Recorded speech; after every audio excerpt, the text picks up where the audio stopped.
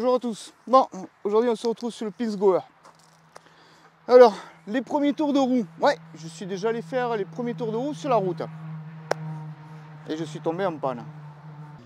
Alors, si tu veux, sur le Pils-Goer, quand j'ai commencé à faire la réflexion des carbus, que j'ai commencé à faire tous mes essais, machin et tout, au bout d'un moment, je suis tombé en panne d'essence. Donc, je suis allé chercher 18 litres d'essence que j'ai mis dans le réservoir.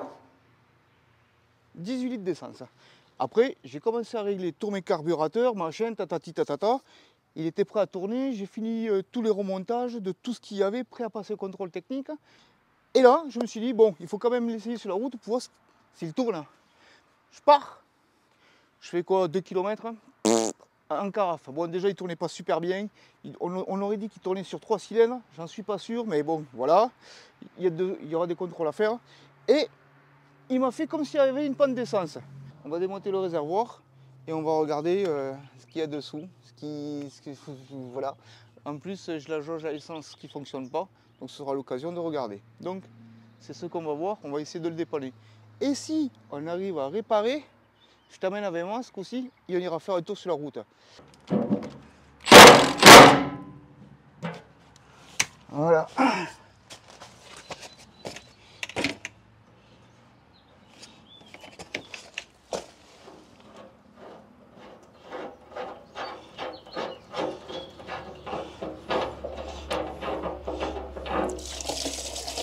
Oh, elle est pas bien propre l'essence.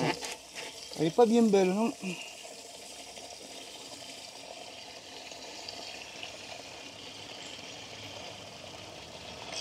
Bon, il en restait, mais pas grand chose apparemment. Non, il restait rien du tout comme essence. Oh le salaud! Il m'a consommé tout ça d'essence.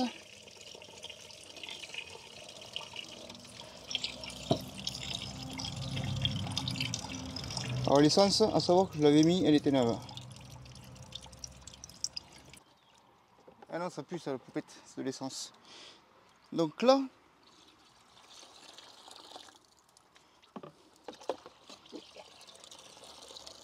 bon, l'essence elle est pas bien belle, elle est bien rouge. Il doit y avoir des merdes dans le... Ah ouais, il y a des dépôts rouges. C'est quoi cette merde? Ouais, il dirait de la peinture. Putain, il s'est désagrégé ce con. Là, il y a plein de dépôts rouges comme ça dedans. Bon, le souci n'est pas là. Ça veut dire déjà que comme le seau il est gradué, je vois qu'il reste 2 litres. Et j'avais rajouté 18 litres. Ça veut dire que le machin il m'a consommé à l'arrêt, à tourner 2 heures comme ça, plus 1 km. 18 litres d'essence en 2 heures de fonctionnement. Bon, fonctionnement à régler, machin et tout, donc il tournait super mal. Donc il devait envoyer attaquer de l'essence. 2 heures 18 litres. Ouh. À l'arrêt au ralenti, hein. Et juste rom rom rom de temps en temps et puis basta.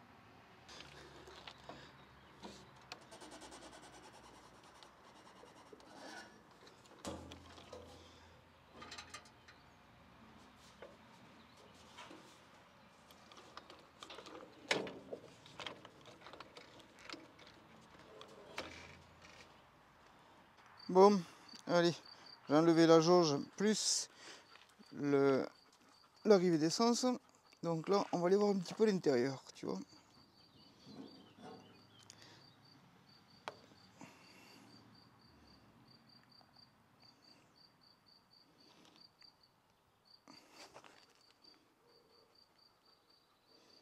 Ouais, c'est compliqué de faire montrer l'intérieur, mais j'essaye. Hein. Tu vois comme c'est. Il y a un petit peu de merde qui se décroche au fond. Alors sur les parois, il n'y a pas de merde qui se décroche. Par contre, il y a de la merde qui se décroche que au fond, sur sa cloque, tu vois. C'est de la une espèce de peinture, je crois, un truc comme ça. Je sais pas ce que c'est. Donc du coup, comment c'est foutu? Bon, tu as ça qui plonge en travers. Ça vient aspirer l'essence pour l'amener jusqu'à la pompe. Et ça, c'est un plongeur qui donne le niveau d'essence. Bon, ça a déjà été démonté, je vais te dire pourquoi. Parce que ces espèces de crétins qui étaient avant moi, qu'on démontait, ils ont mis de la pâte à joint. Voilà. Putain, je te jure, les mecs, c'est des crétins. Les joints, ça coûte 3 €. D'origine, tu vois, ce sont des joints en liège qui s'y montent dessus. Hop, c'est pas compliqué. Hein. Hop là, joint en liège. Clac, tire au vis. Et les gens, ils mettent de la pâte à joint. Alors, il existe deux types de joints. Il existe ceux-là en liège, c'est la reproduction d'origine. Et après, il existe ceux-là en plastique, enfin en caoutchouc quoi. Alors j'en ai pris un de chaque, enfin j'en ai pris deux de chaque, parce que je savais pas trop quoi monter. Bon, on verra bien. Bon, pour l'instant, il faut que je nettoie ce réservoir. Bon, bah du coup, on va en profiter pour y mettre un coup de Karcher un petit peu partout sur le gros. Ça, il fera pas de mal, et dans le réservoir non plus.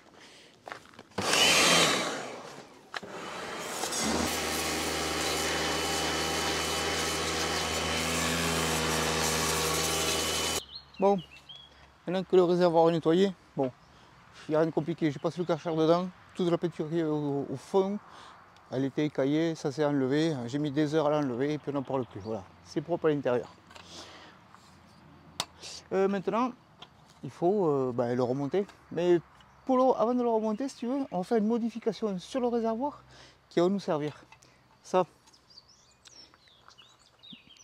dedans, il y a, c'est la jauge à essence.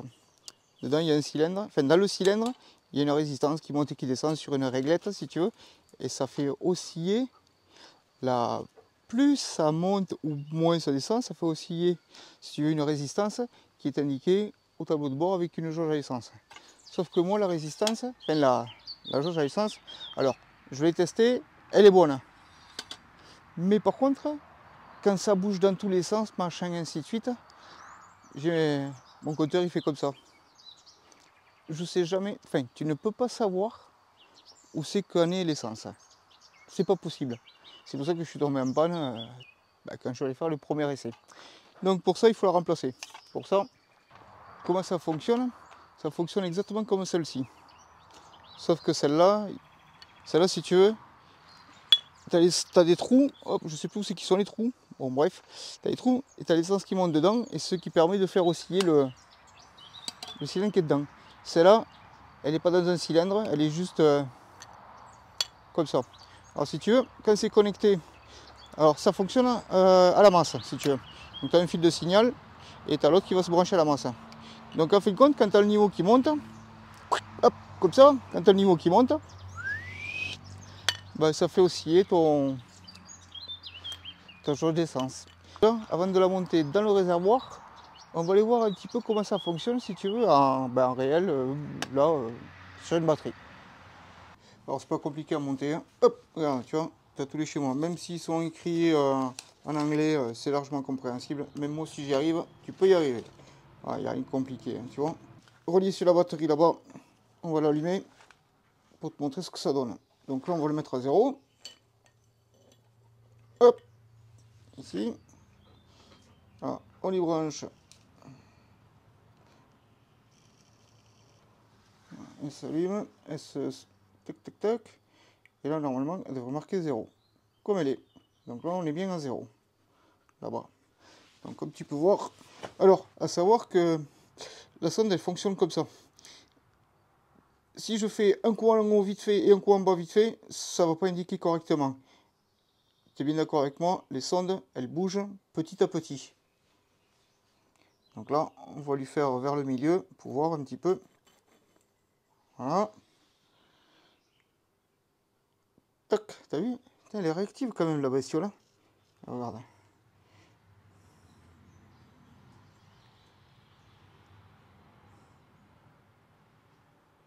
Je suis pas tout à fait en haut. Tu as vu, elle marque bien. Hop, si on monte en haut, complet. Elle monte en haut, complet. Je te demande comment j'ai fait pour choisir la longueur de ma sonde. Si tu veux, celle-là, elle se démonte de sonde. Au fond, tu démontes et tu sors le truc. Donc, j'ai pris, si tu veux, la base du tube et je me suis comparé à ça. Celle-ci, elle fait 384 mm. De là à ici. Là, j'ai pris une 375. Il faut démonter l'intérieur. Regardez la course que ton flotteur doit faire pour pouvoir la reporter sur celle-ci. Ça vaut même pas cher, ça vaut 30. Attends, il va falloir que j'arrête de le cogner. Il va falloir ça vaut même pas cher, ça vaut 30 balles je crois. Le manot c'est 30 balles aussi je crois. Bon bref, le tout ça m'a coûté 50 balles. Voilà. Mais je suis bien content d'avoir trouvé ces trucs là. Bon, pour ceux qui se demandent, voilà comment la sonde elle se monte. Voilà comment la sonde elle se monte. Et ça correspond pile poil au diamètre d'origine du piece goer. Il n'y a pas besoin de repercer, il n'y a rien. Je vais juste de bien la présenter dans le bon sens. Parce que les trous ne sont pas tous au même endroit si tu veux. Si tu la tournes comme ça, ben, aucun trou ne correspond. Elle va dans ce sens. Tu vois, comme l'autre d'origine là-bas. Voilà, la jauge, elle y va pile poil. Bon, par contre, j'ai mis un joint spécifique pour le piece goer. J'ai pas mis un joint qui m'avait donné parce que ça me plaisait pas. Voilà. Bon, ben voilà, on y est. Réservoir remonté, la jauge montée, je tourne ça après. Là, on va lui mettre de l'essence. On va lui mettre 20 litres déjà dedans, pour voir ce que ça donne. Je vais te mettre au niveau de la jauge, au moins tu vas voir si ça monte ou si ça monte pas. Tu le verras avant moi peut-être.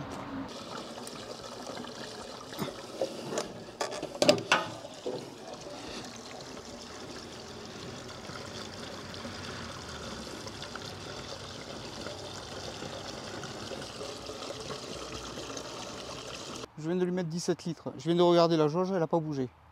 Bon, est-ce que ça fonctionne pas ce que j'ai fait ou pas? Je sais pas. Bon, je me repencherai dessus. Mais de toute façon, pour voir réellement s'il pourrait bouger, il faudrait que je mette au moins 40 litres dedans. Tu comprends? Parce que là, j'ai mis exactement 17 litres. 17 litres, il n'y a rien. C'est le fond, quoi. On va sur la route. Allez.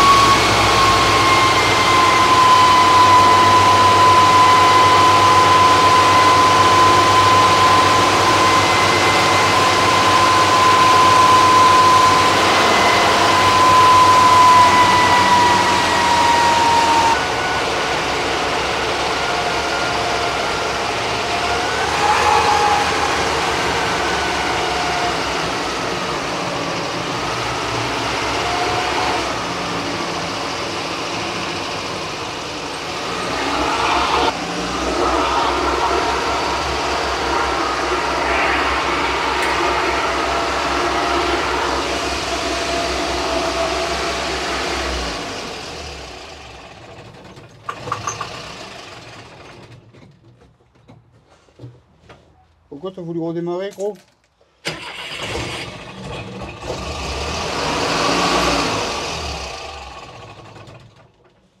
Ok. Bon, comme tu as pu voir, les premiers essais sur route sont vachement concluants. Bon, si tu veux, la première fois que j'étais parti faire un tour avec, j'étais tombé en panne, certes, mais il déconnait. J'avais comme s'il tournait sur 3 cylindres, il ratatouillait, ça allait pas. Donc du coup, si tu veux, ce que j'avais fait, c'est que j'avais réglé l'allumage. Ouais, les vis patinées, tu sais, il y a un écartement, bon bref, je te fais pas de dessin. Donc là, si tu veux, j'ai réglé les vis patinées, mais voilà. Et j'avais pas pu le redémarrer. Et là, c'est la première fois qu'il redémarre avec les vis patinées réglées, si tu veux. Ça n'a plus rien à voir. Il faut que je reprenne les réglages des carburateurs. Comme tu as pu remarquer, au ralenti, il est à l'oreille, hein, parce que j'ai pas de compte tour, mais il est au-dessus des 1500 tours. Il est trop haut.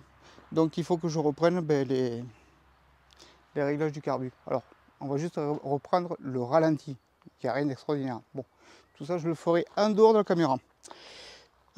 Après, sinon, second point positif, il tourne comme une horloge, ouais. Les rapports, ça passe bien. Ça roule bien, ça freine bien, pas de soucis. Le frein à main qui décolle un peu là, bon bref, ça on verra. Qu'est-ce que c'est que j'ai pu remarquer? Ouais, les vitesses elles sont bizarres. Alors déjà ce sont des vitesses inversées si tu veux. Tu as la marche arrière, elle est là. Première, 2, 3, 4 et 5. Bon, et alors certains vieux véhicules, tu n'arrives pas à les trouver. Bon, celui-là, ben, c'est pas que tu n'arrives pas à les trouver, c'est que elles sont vraiment. Le levier, il n'y a pas de jeu dedans, il n'y a rien. Tu as juste à trouver le bon angle. Bon, il faut s'y habituer. Bon, par contre, tu as dû peut-être le voir, mais je l'ai poussé à 100 km/h, le bordel. Il tourne comme une horloge. Maintenant, les carburants faits, l'allumage réglé. Bon. Prochain coup, qu'est-ce qu'on fait? Parce que il faut continuer un petit peu avant de le passer au contrôle technique. Il y a 2-3 trucs encore à régler avant de le passer au contrôle technique. Voilà. Bon, on ira voir le contrôle technique et après on verra plus tard.